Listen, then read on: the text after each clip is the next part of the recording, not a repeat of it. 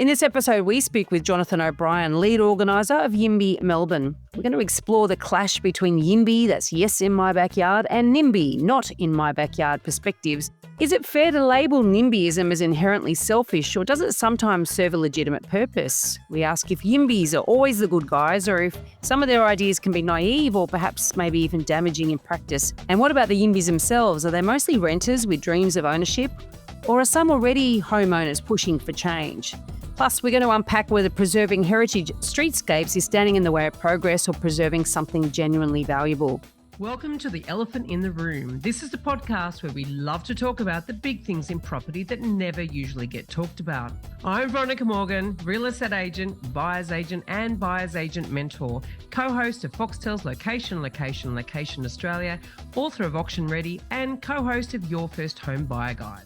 Hi, I'm Chris Bates, ex-financial planner and mortgage broker, currently ranked number 3 in the annual MPA Top 100 Mortgage Broker Awards. Before we get started, everything we talk about today is not personal advice, and we recommend you engage the services of a licensed and experienced professional. Our guest today is Jonathan O'Brien, lead organiser of YIMBY Melbourne, an urban planning advocate, award-winning writer and publisher, and someone who's committed to effective altruism through giving what we can.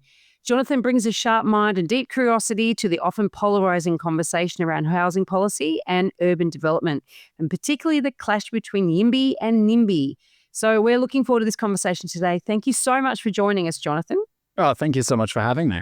It's going to be a good chat. I mean, we've had Sydney YIMBY on here before, and a lot's changed in New South Wales over the last few years. And how's the good fight going in Melbourne, and what progress have you made over the last few years? Yeah, so we started pretty similar time to Sydney YIMBY. So it was sort of early 2023. So 2.5 years kind of been in the fight. And look, we've seen large amounts of really positive change in terms of the repealing and the overriding of sort of arbitrary restrictive planning controls that have stopped us from building homes in the places where people most want to live. So, in Melbourne, we recently had a townhouse code passed that sort of makes it very easy to build codified townhouses in the way that you would build a codified single family detached house. You can now do that with townhouses down here. That's sort of been in effect as of May. In addition to that, we've sort of got similar to the New South Wales TOD, we've got the Activity Centre program, which is really looking at building more densely around train stations, looking at that sort of 6 to 12 story sort of density. So there's a lot of change. A lot of it is still moving targets. The devil's in the details, as you guys know. But we're feeling sort of optimistic that there really is a sea change toward a city that says yes by default rather than no by default to new housing. I mean, Melbourne, in I would say generally, would probably be a little bit more pro than, say, Sydney. I'm not sure if that's just my belief, but is there certain pockets in Melbourne and councils that are tackling the problem and making it much easier to sort of build that were inherently before they weren't? So the power is sort of shifting. What are some of the success stories I think you can see in Melbourne? Yeah, sure. I mean, Melbourne has a couple of success stories that really differentiate it from Sydney. If we want to sort of take a longer history, Melbourne had a program in the 90s called Postcode 3000. Now, 3000 is Melbourne City postcode, but the goal of that was for 3,000 people to live in the CBD. That was it. That was the aspirational goal. And we're now at the point where in Melbourne, hundreds of thousands of people live in the CBD through sort of mass densification in Docklands, in the CBD, in South Melbourne. And the Melbourne City Council has really done the bulk of the home building in established areas where, as you guys will know, and as Sydney listeners will know, there's very little residential construction in Sydney's CBD.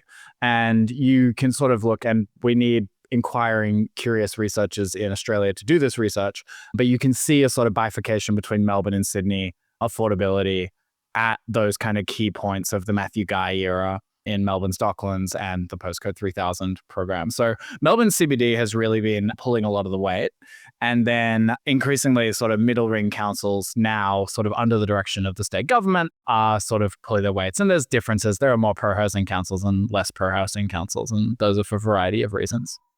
It's sort of interesting though, because I don't know, I'm a Sydney sider, I will confess, but I look at Docklands as an awful place to live. And in fact, a lot of Melburnians I talk to agree it's an awful place to live. And in fact, I was speaking to a sales agent a year ago who has sold there for a long time. And I said to him, how's business? And he said it was fantastic. And I went, oh, great. So people are starting to actually get some price growth in their apartments. He says, no, still losing money, but I'm selling lots of them. It's sort of interesting because I think we have to open up the conversation when we talk about these sort of success stories in terms of building more dwellings, but somebody's got to buy them.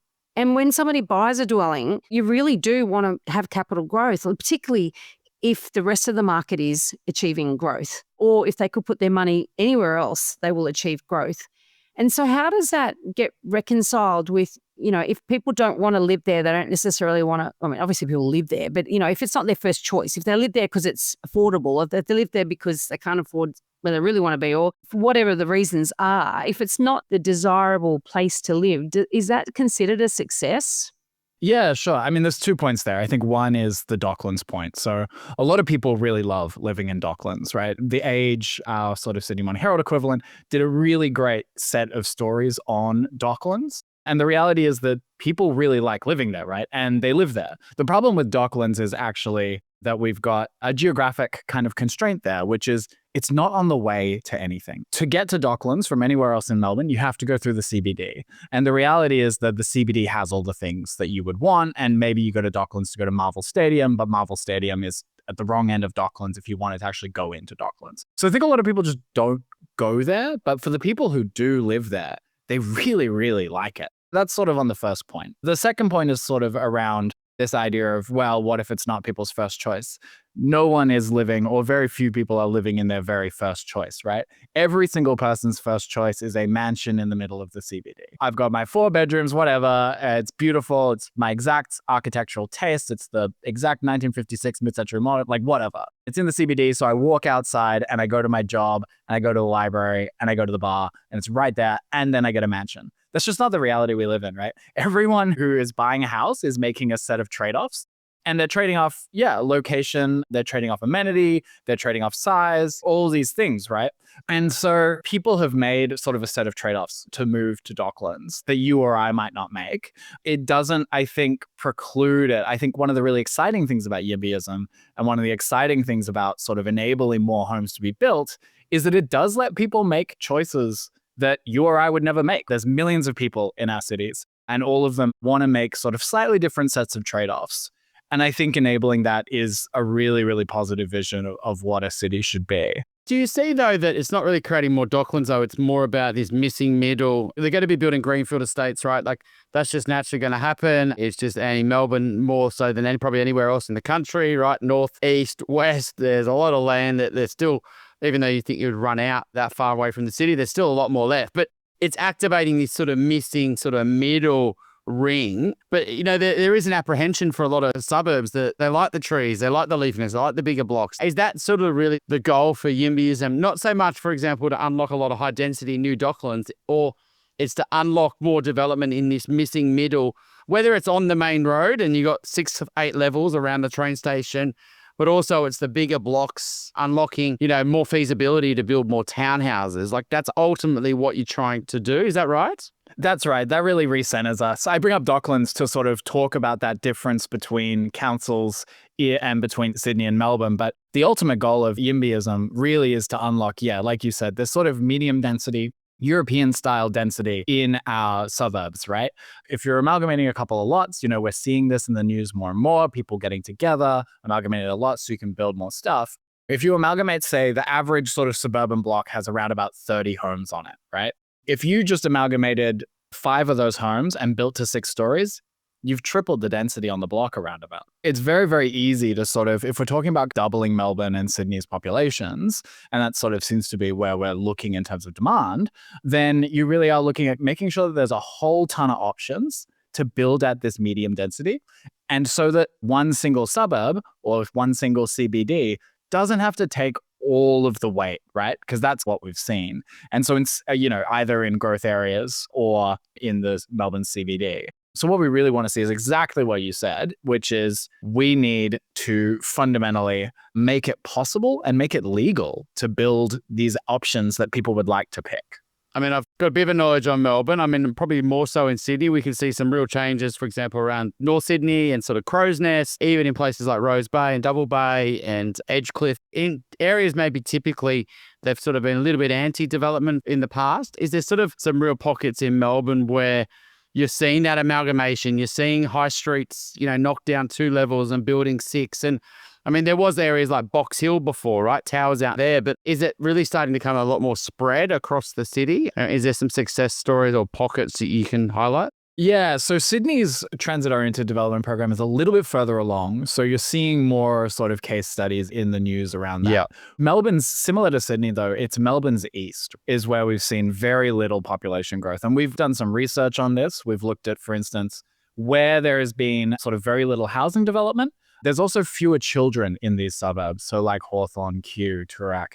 And that's actually leading to, schools becoming unviable. So schools that have traditionally been like very high quality and whatnot simply do not have enough children in their catchment to actually be viable. So it's these areas now where you really are seeing sort of the initial stages of activity. And it's no mistake that the government sort of announced those areas early on in the program. That's for a couple of reasons. So there's like a really basic finance reason for why this is a solid idea as well, which is in areas where housing is more expensive, where demand more strongly outstrips supply. Those are the places where during high construction cost periods, which we know that construction cost growth has been enormous over the past few years since COVID, in these areas, that's where the marginal housing project is going to be viable. And if we want housing to be delivered now, it is actually the most important time in history for wealthier suburbs to pull their weight on housing growth. What sort of site would lend itself to having that changeover? Because if you're in a suburb, for example, with lots of very expensive family homes on big blocks of land, like each site is really, really expensive. And even though, yes, you can greatly increase the amount of dwellings on there, the initial cost can be quite prohibitive in many cases to sort of amalgamate a site. And also, it's not really affordable housing you're creating, really, is it? It's just expensive apartments in an expensive suburb. Then obviously there's a lot of resistance too in quite leafy streets where people have enjoyed the fruits of their labour, if you want to call it that, but they've enjoyed the peace and quiet of living in a very residential area. So are there sort of parts of these suburbs that sort of lend itself more in your view, or is it something that you think, well, it should be just open slather? I think it makes sense as much as possible to kind of lean on what one would call sort of competitive urban land markets, right? So where you actually are allowing a lot more optionality so that the best sites can be picked up, so that not everyone has to sell, but so that where there is that demand, it can actually be delivered. So being as broad as possible in terms of upzoning, in terms of sort of liberalizing these controls, is actually where you'll then end up with kind of the most efficient market in terms of people being able to find opportunities where you can build more housing. More resistance from the NIMBYs, right? Because if you make it broad over an entire suburb, then really everyone's going to object because everyone's freaked out about a development next to their house. Whereas if you zoned it, made it tighter or closer to infrastructural transport or whatever, isn't it more logical that that would reduce your amount of objection? Am I missing something? Yeah, so the number of objections to a given development is usually very, very small, right? Well, that's because you've got individual owners as opposed to if individual house owners, for example, object to a site that's going to go near them, you might have 4 sets of objectors. Whereas if you've got an army of people who really want to push for more dwellings on those on a site, then you've got a lot more people fighting for development. Is that fair to say? Yeah, potentially, right? Potentially. But I think like the fact that state governments in New South Wales and Victoria are making these changes probably indicates that they're pretty certain that the political calculus is there. But you've raised a good point about why it has been so hard for local councils to be pro-housing. And, this is especially the case in Sydney. Melbourne, we have some sort of a bit more heterogeneity in terms of like the quality and the pro-housing nature of our councils. But it's very, very difficult at the council level to actually incentivize councillors to be in favor of more housing because they're responding to a very small number of voters. And that squeaky wheel, the 10, 15 people who show up to object to something, that actually works out to be not quite a rounding error in their voter base. So they get notably sketchy.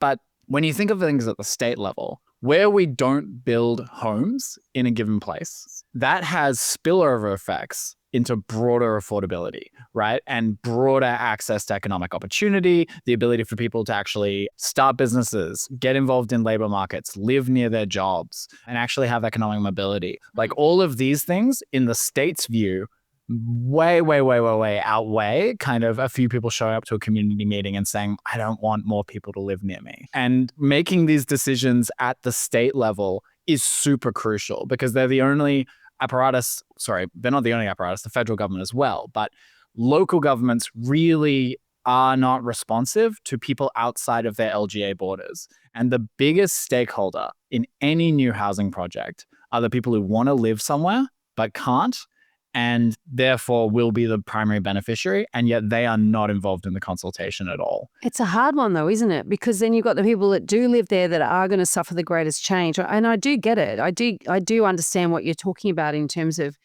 the desirability of certain areas and the fact that you need to have support staff, for argument's sake. You need to have emergency services staff. Teachers need to be able to live close by, all of that stuff. Totally get that as well.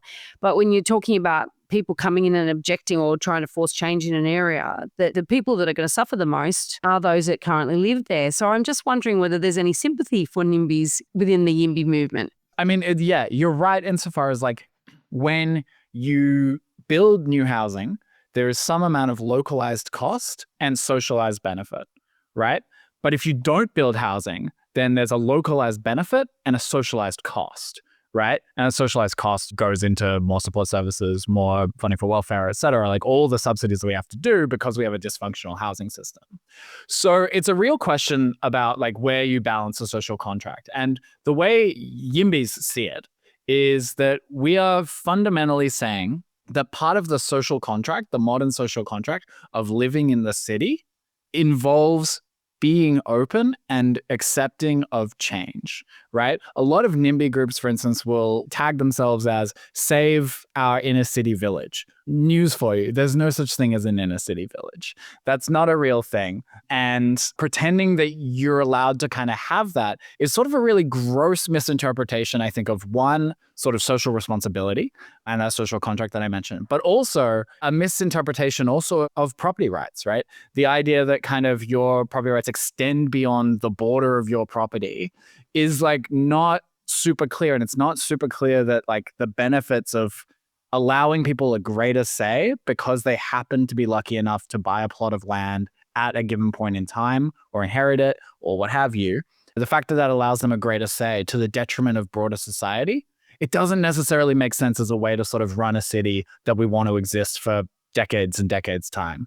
With the sort of the way that they're approaching in New South Wales in terms of applying that in Victoria, right? They're doing it around sort of transport hubs. They're saying, within 400 to 800 meters away from train stations, for example. And it is varied on different locations, etc. But a lot of those won't make sense for developers, right? Because they'll go, well, the cost to buy the land, the cost to build, yeah, I can get zoning and I could build thousands of apartments, but I'm just not going to build there. So developers are going, well, I'm not going to build on those transfer hubs, but I'm going to go in the more affluent areas. So, for example, in Sydney, it'll be the North Shore, the eastern suburbs, close to the city, and the Northern Train Line. And they have come over the councils, right? And some are working with the state government now and amending it and saying, well, we know we need to build more density, but we're only going to build it within 200 meters. So how does the Melbourne YIMBYs think about the way they're approaching it in New South Wales? Because the irony is the stuff that they're going to build isn't going to be affordable for first home buyers. And it's going to be built for downsizers, basically. And that there is a benefit to that, right? So someone leaving a house in an affluent suburb creates that house available to someone who's younger to then move up into, then they move out of their house. But the people making those property transactions are going to be more the affluent part of the market. And people who are going to benefit from the new housing stock is going to be the affluent part of the market who are going to buy these apartments. In the current business, like the building dynamics, where do you see this sort of playing out in Melbourne? Because like if you open up planning controls in Camberwell in Melbourne or Brighton, that's not going to be the YIMBY supporters who are buying those apartments, right? It's going to be more the downsizer market. So where do you see this really playing out in Melbourne? So 2 comments there. One, I'm glad you sort of bring up, filtering like as it works, right? New stuff historically has always been the more expensive stock, right? Same as like car markets, right? Like car markets is the best way to think about it. During COVID, when there were no new cars, the used car market went up. They just shot up. I know because I was one of the suckers who bought a used car during that period. I'm getting distracted by thinking about how screwed I got on that used car. But the point is that, right, where there weren't any new cars, which we know are more expensive, older cars became more expensive as well. The idea that, oh, we shouldn't build something because it's aimed at a more affluent end of the market, there's two things to sort of say there. One, almost always, maybe barring the penthouse, it's going to be cheaper than the thing that it's replacing. You're buying a $4 million lot and maybe the apartments will go up at 1.5. So they're expensive for apartments, but they're much cheaper than what was there before. So there is still that, yes, it's at the upper end of the market. No one's disputing that. But that increased supply combined with the sort of filtering effects, that's really positive, right? Because we know we have a lot of older downsizers who don't have local options. My grandmother was one of them, just stayed in the one spot because she knew everyone sort of in her neighborhood and there was nothing smaller anywhere nearby. So that's hugely important, actually. And thinking about older people is actually not at all anathema to YIMBY. Like, yes, we definitely have a younger face in terms of who's sort of running the show, who's in the media, but our membership is 40% over the age of 40. It's also 40% homeowners, right? A lot of our members are older people who are worried about their kids. When people join YIMBY Melbourne, they can enter in, why you're joining, what's your motivation? And we don't force them to do it, but if they do, they do. And a lot of the messages that we get are, I'm worried about my kids. And there's a sort of level of social responsibility there. So in terms of like, well, people who will be moving in there aren't going to be YIMBY supporters, I'm not super sure about that, to be honest. I think there is a very large kind of silent minority, the people who aren't showing up to, opt-in community consultation, who are maybe more affluent, but who really understand that, oh, I actually don't want to live in this 4-bedroom house for the rest of my life. I'd actually like another option. And if that means something gets built near me and I have to trade some things off, but it ultimately means that society works a bit better and is a bit more equitable, people are very willing to make that trade, I think, more so than one might expect. Well, I think a lot of people are, like you're absolutely right, when they get to a certain point where they want to downsize, that lack of available and appropriately sized apartments in their local area is one of the things that stops people doing so. That's absolutely true. One of the things, though, that, around in the middle ring, for instance, some middle ring suburbs, and I'm thinking of Sydney, but also Melbourne, got quite a, heritage overlay. They've got a real charm about them. How do you respond to homeowners who feel that they're protecting community character rather than simply blocking development? The thing to remember is a city is sort of like roughly, if you look through all of history, a city is either growing and changing or it's dying. And the reality is that we have to enable a level of change in areas. A great example of really good heritage is heritage pubs, right? Like places that people can come and congregate, have birthday parties, have YIMBY drinks. These pubs that are places of communal use. And yeah, a lot of them get sort of stuff built over the top, which is great. And in my view, and certainly not in the view of every heritage consultant, in my view, that adds to the character, right? So there are really good examples of heritage, and it's the heritage that we can share, right? Things like libraries. The old Kathleen Symes Centre in Melbourne is really beautiful, and people use it, communities use it. But this idea that sort of we need to protect these streetscapes of empty nesters that are only becoming more expensive because the land prices are only going up.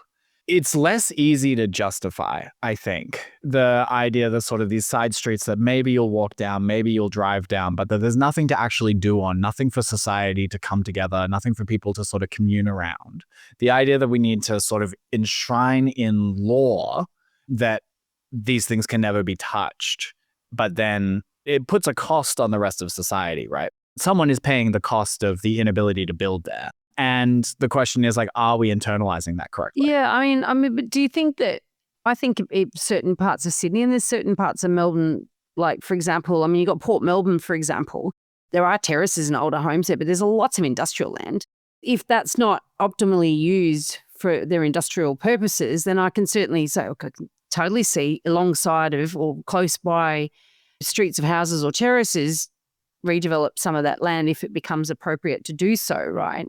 But do you think that there's ever a situation outside of situation like that. Like, I mean, Marrickville is a good example. In Sydney, for example, there's quite a lot of industrial land that's been redeveloped into apartments there. And then there are lots and lots of streets which have older style homes, and there's that character in those streets. Do you think that there's, heritage protections and urban density can truly coexist, or do you think that they're fundamentally always in conflict, and at the end of the day we don't have a right, or I guess the societal benefit of a pretty street with period homes in it should be given over to the good of the whole? I mean, is that fundamentally what you think, or do you think that there is a way for them to coexist? Yeah, I definitely think there are ways for them to coexist. There are a few really good examples. So we at YIMBY Melbourne, we're working on a large-scale report on heritage at the moment, sort of a diagnosis of kind of the problems in the sector, but also looking at a progressive way forward. And there are a couple of really good ways forward, right? One is to make it a lot more permissive to build on top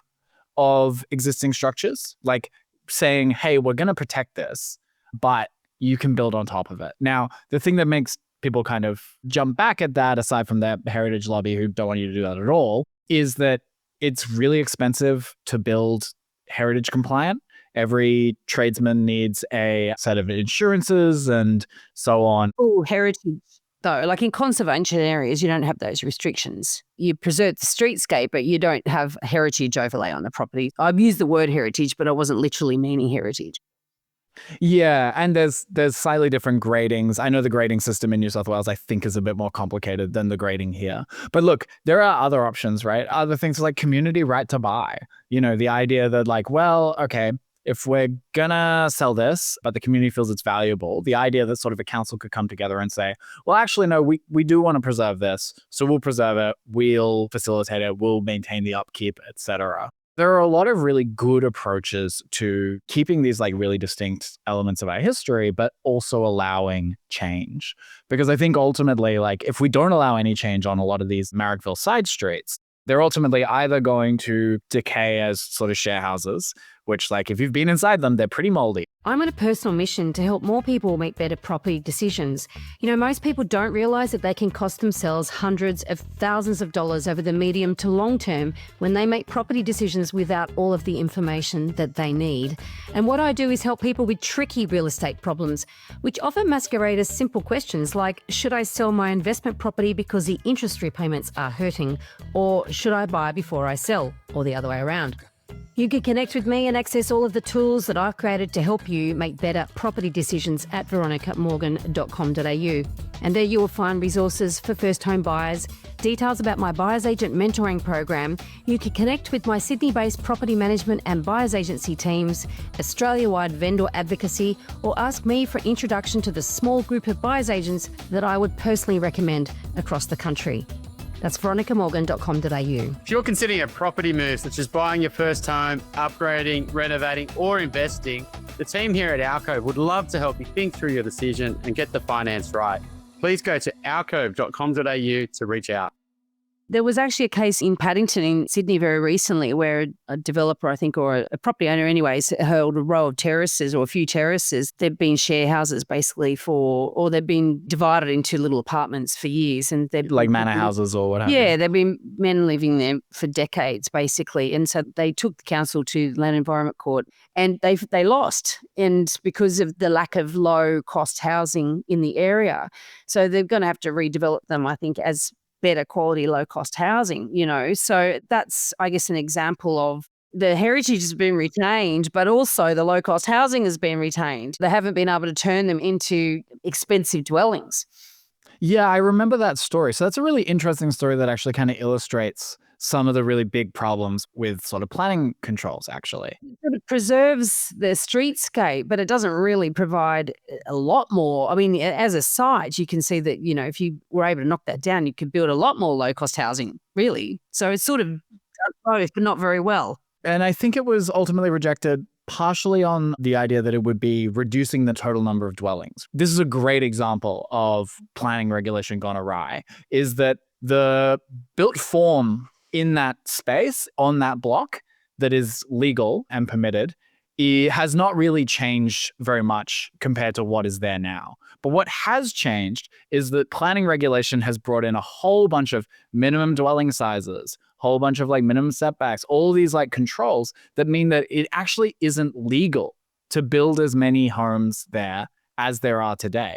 So it is literally impossible. They've been put in this sort of Kafka trap of a complete inability to maintain or fix the housing. And there's a ban or some sort of punishment if you try to reduce the number of dwellings in Sydney. But in the absence of zoning for more floor space, if you increase the minimum dwelling size, you're always going to get fewer dwellings under the same zoning of something that was built 20, 30 years ago. So you've got this nightmarish situation. Yeah, well, I wish I knew the exact detail of this, to be honest, now that I brought this up, because I'm sort of speculating here. My understanding is that they really wanted to knock the buildings down and build some luxury accommodation on there. So very high end, very expensive, right? Yes. Which would have less residents in it than at current. But they don't have to, by maintaining the buildings that are there currently, they're not losing any setbacks or any accommodation because they could maintain what's there. But they're not. They've been letting it go to rack and ruin because they've basically wanted to go to council and apply to have it knocked down. So I guess it's the way in which the planning rules are applied or interpreted, and the way in which some developers, when they're looking, it's an expensive site. The developer wants to maximise their money, and fair enough. Like, it's not their responsibility to provide public housing. As I said, it's just a bad example of both urban planning and conservation and providing for low-cost housing as well. So it doesn't actually achieve anything particularly well. That's right. A decision like that. And there's an additional point there too, that redeveloping things that already have density on it is more complicated, not least because strata rules, etc.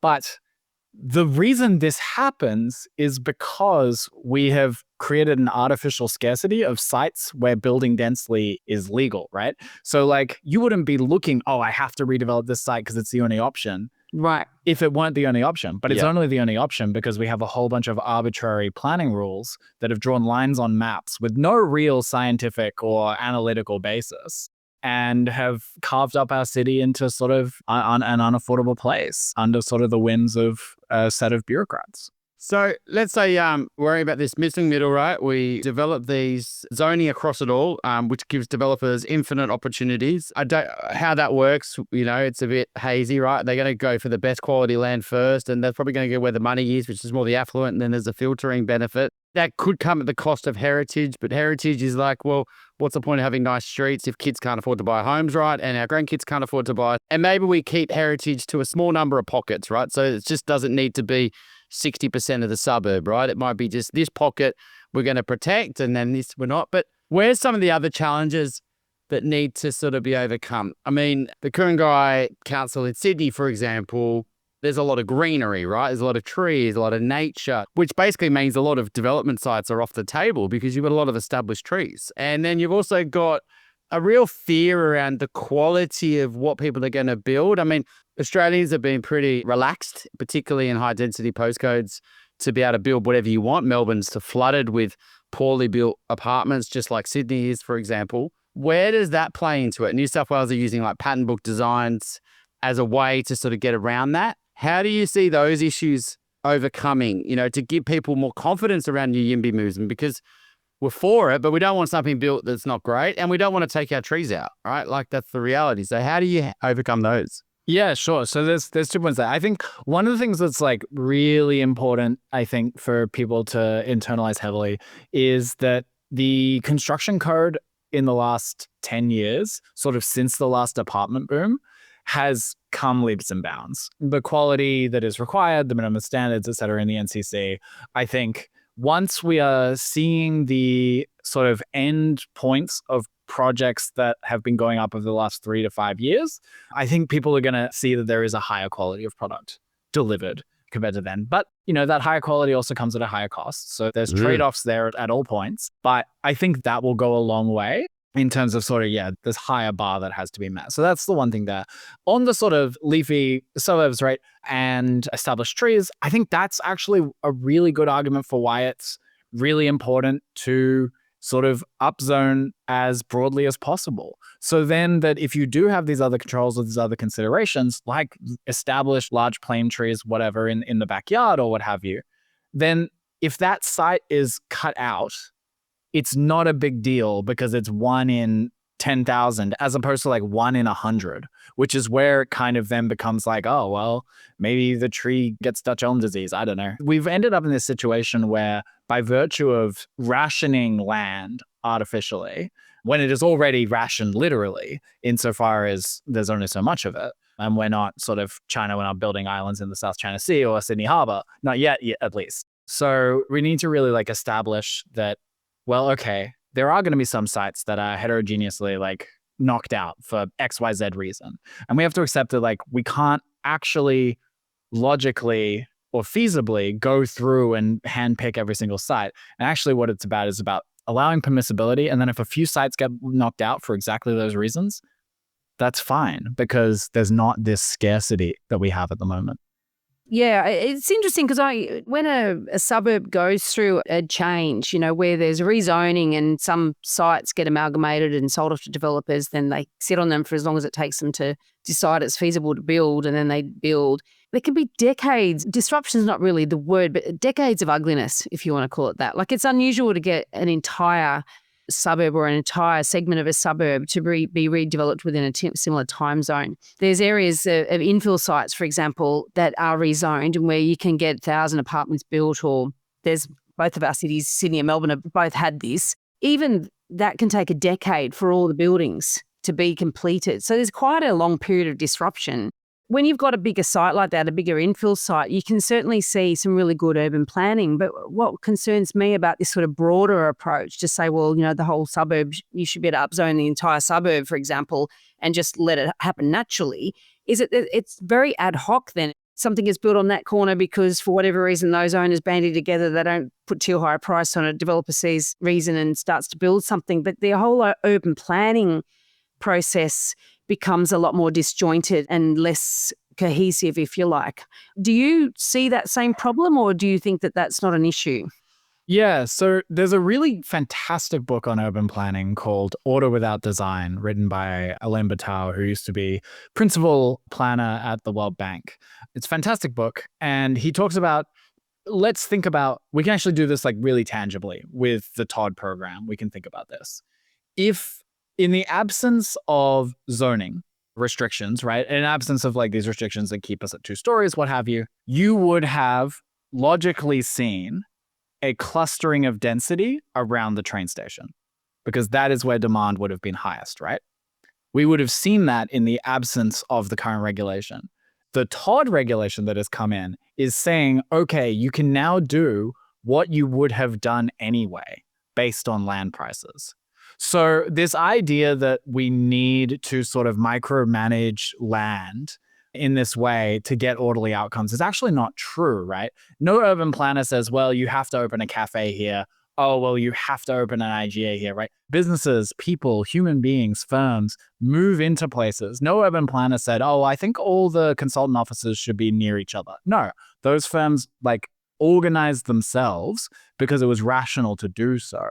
So I think that this idea that we need sort of someone to sort of draw lines on a map to make sure that we get orderly outcomes is actually just does not play out because it's fundamentally a response to sort of land prices. And where urban planning is super important is in terms of managing the public realm. So looking at things like roads, bike paths, connectivity, making sure commute times don't blow out, thinking about how do you make sure that the trains are full but not too full, all this sort of stuff that's super important, but actually has very little to do with sort of stopping apartments being built in desirable areas. I haven't read the book, but I mean, is that sort of based on the assumption that if you had a greenfield site, you would, there were natural ways in which we as humans would organize ourselves? So we're not talking about greenfield sites here. We're talking about sites that are to undergo a metamorphosis. And then the actual drivers between one part of the site or one part of the area being developed before another have got nothing really to do with what we would do if it was a clean slate. You know what I mean? So our behavior is going to be very different, being driven by different economics and different benefits effectively. So I wonder about that because, and it's a small thing and possibly not even relevant, but I was in Vietnam at the end of last year and I hadn't been there for 20 years, right? I was actually really shocked to see one particular place that was in the middle, right? And so I've been to Da Nang many, many years ago before these high rises were built. Now there's apparently no planning controls there. And so when you fly in, they're dotted everywhere. There's no real logic to where they are. And a lot of them are not even finished. A lot of them have halted mid-construction and never going to be finished. And it's a total dog's breakfast. It's a mess. And it's like there's no water in it at all. And I wonder if that's the sort of thing that could happen if you just gave carte blanche, as opposed to, we've got to retrofit. So therefore we do need to put some overlays in place. That's my thinking on this anyway. But is there anything valid there, do you think? Yeah, well, you want to control for sort of like real externalities, right? So like, the whole Mott and Bailey is like, you pretty standardly, like you want to say like, well, we probably don't want like smelting factories in the inner city. But also like the reality is that most people aren't going to want to open them there. In terms of kind of the quote unquote disorder, right? It is that you might see, for instance, like the first sites, let's say the Todd has 40 stations, give or take. It might be that you end up with one sort of taller building at each station, right? And from the sky, that might look a little bit quote unquote disordered. But what it really is, it's the beginning of an emergent order, right? We're expecting our cities to change. And where you're seeing these sites pop up, you would expect more to pop up. Except that there is the transport corridor, which that's a restriction. But we're talking about having a broader opportunity to just be more organic. So I guess what you're sort of arguing there is what I'm thinking, that you need to put some constraints there so that they will cluster and group around the logical place. Well, I think people cluster around the logical place based mostly on land prices. So we know this is a good example of this, right, is that, like you were saying, there's a lot of these sites in the Todd program that are not feasible, right? Yeah. And that indicates to us that actually, by dint of planning control, we can't magically make an outcome happen. What makes the outcome happen are the underlying fundamentals. And the fluke is that, or not the fluke, but sort of the fluke, is that in Sydney's eastern suburbs, that's where the financial fundamentals make sense and it's legal to execute on those fundamentals.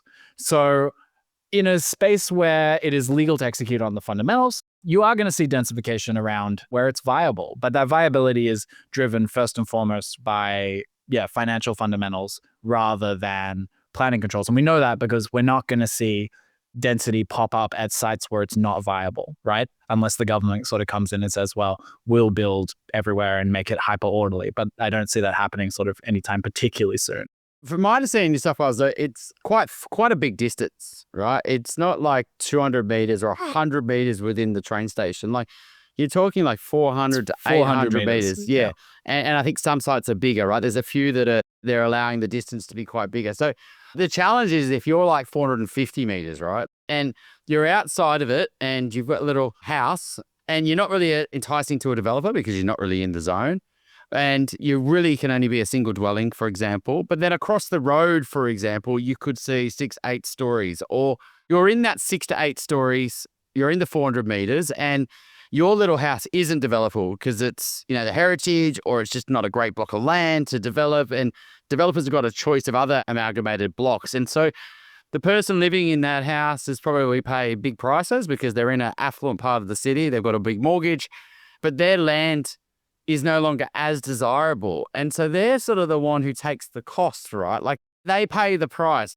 They didn't do anything wrong. They were just trying to buy a house near the train station. They paid a premium for that as well, to be 400 meters from the train station, but they can't take advantage of it. And it's kind of like these amalgamated blocks. You can see that someone said yes, and then that person said no because they just wanted to put their stick in I'm not moving out of this home. I've been here for 30 years, but they're saying no. So how do you sort of deal with that? Because I think that there are some people who lose out here, and I just wonder how we can manage that best. Because maybe it is. Maybe they get protected in subsidies that other amalgamated blocks have to sort of contribute. But there are some people who will lose out of these zonings. Yeah, sure. So there's 2 points there. I think one is that you're describing how zoning works now anyway, right?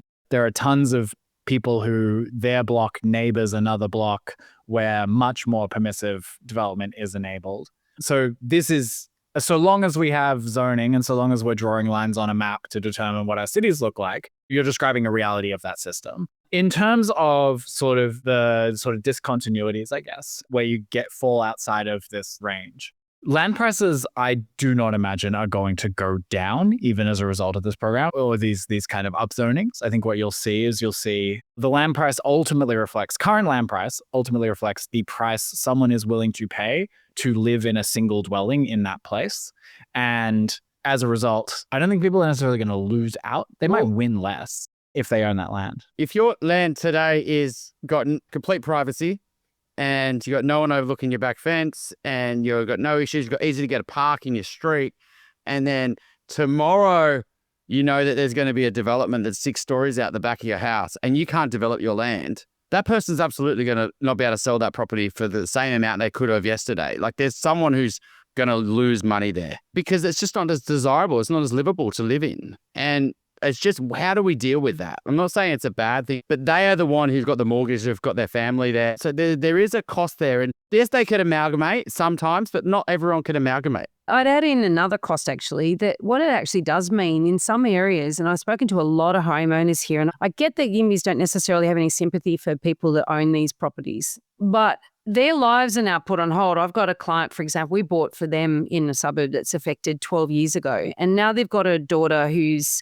about to go into high school, and they've outgrown their home. They literally just got plans approved to extend it, and then the week later, they were told that the whole area's been upzoned. They're the last site, so they've got a choice. Yes, they've got choices, but none of these choices are good at the minute because they could do the renovation because it's what they decide to do. They love living there and they want to stay. And they were going to make their home bigger to accommodate their growing family. But if they don't sell to a developer and banding up with their neighbours are going to, and they're going to be stuck with a unit block next to them. But at the moment, there's no obvious sale to be had. They've outgrown their home and they're completely hamstrung. They can't extend because it probably is ridiculous for them to do that financially. They can't sell it to anyone because nobody's going to buy a single lot in that area at the moment because everyone knows it's been rezoned for development.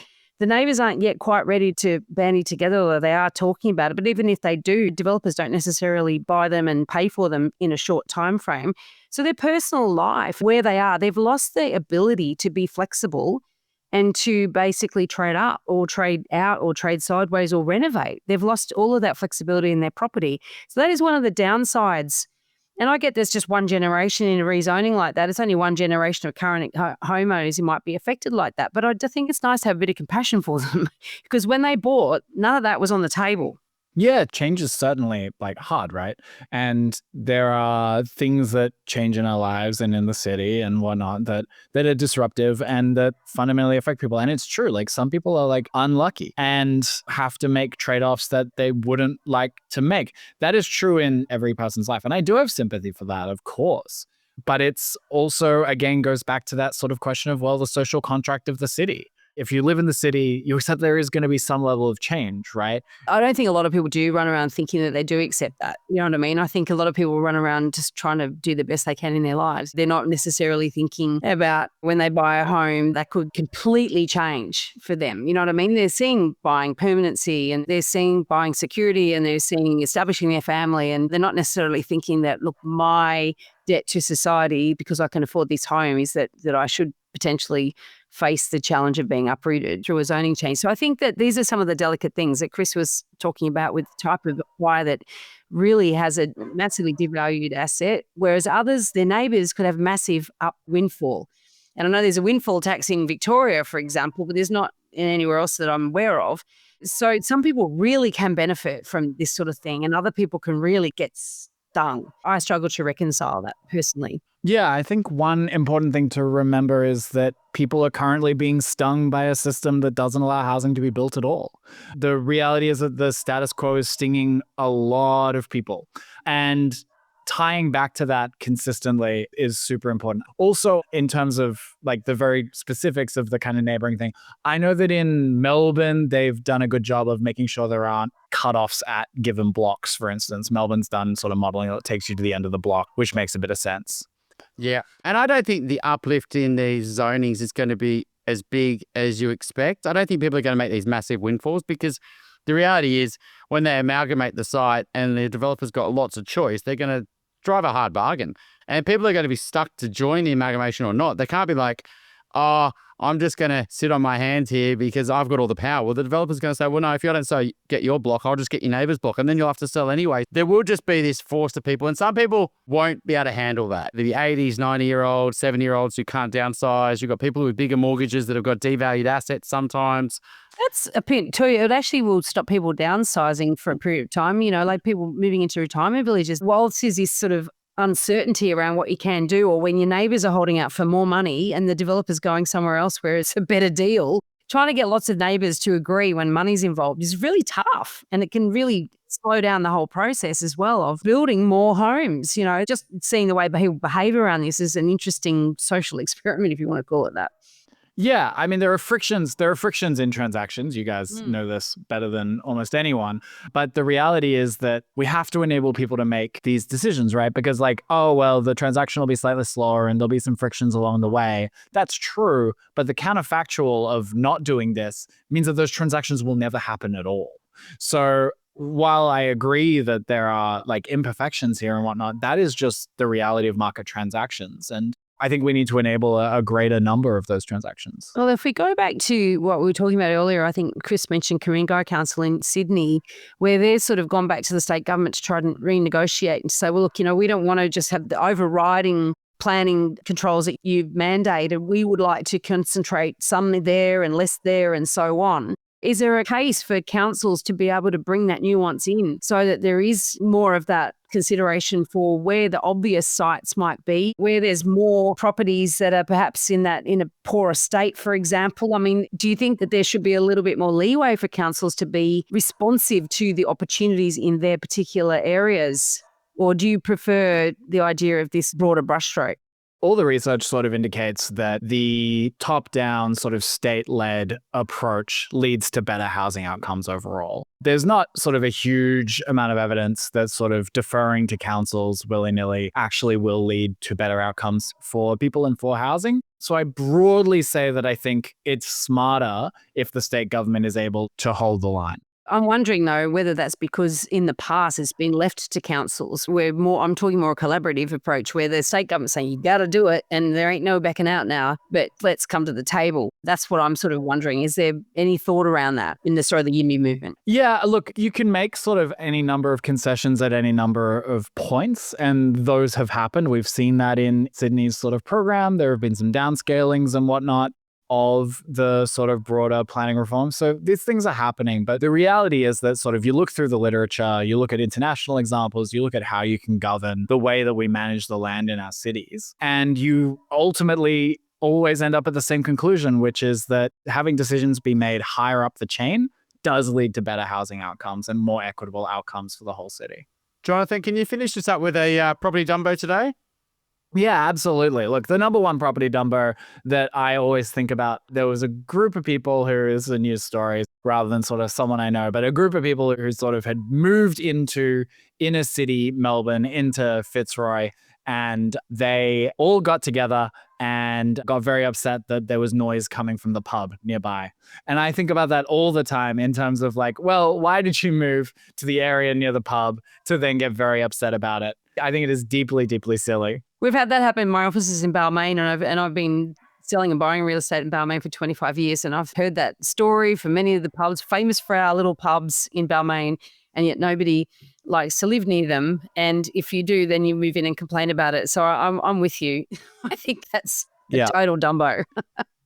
Total dumbo. Yeah. Thanks so much, Jonathan. It's a good episode. And yeah, we are. I mean, I'm supporters of the YIMBY movement in a lot of sense. I think it's understanding that we need to do something and we need to take control of this. And we've got lots of other issues from homelessness to social housing, key worker housing, young people not being able to afford, a rental crisis. Part of it is zoning, and part of it is a fight back against NIMBYism, because we can't have the same city built exactly the same way for the next 20, 30 years, because you're going to just amplify the problems tenfold. So I think it's just it's being a bit sympathetic that there are going to be losers in this, rather than just blanket going, okay, well, that's all right, they're just there as social collateral. Let's just see if we can come up with ways of protecting people who are going to lose. Whether it's stamp duty concessions, I think you got to think through some of their unintended consequences. And yeah, the more that happens, the more comfortable people are going to be to support the YIMBY movement, I feel, is when we can discuss those things. So thanks so much for coming on, and love to hear how the fight goes over the next few years. No, absolutely. I would love to come back sometime down the line once there's been more change. And yeah, really loved testing the ideas with you two today. Thank you so much. If you have a question that you'd like us to answer in an upcoming Q&A episode, you can send us a voicemail or written question via the website, theelephantintheroom.com.au, or you can email us directly at questions@theelephantintheroom.com.au. If you like what you're hearing, please share this episode with others you feel would benefit. And while you're at it, why not leave us an iTunes review? 5 stars would be great. I know that sounds a bit cringy, but we have it on good authority that every review helps make it easier for other people to find out about us and hear what our amazing guests have to say.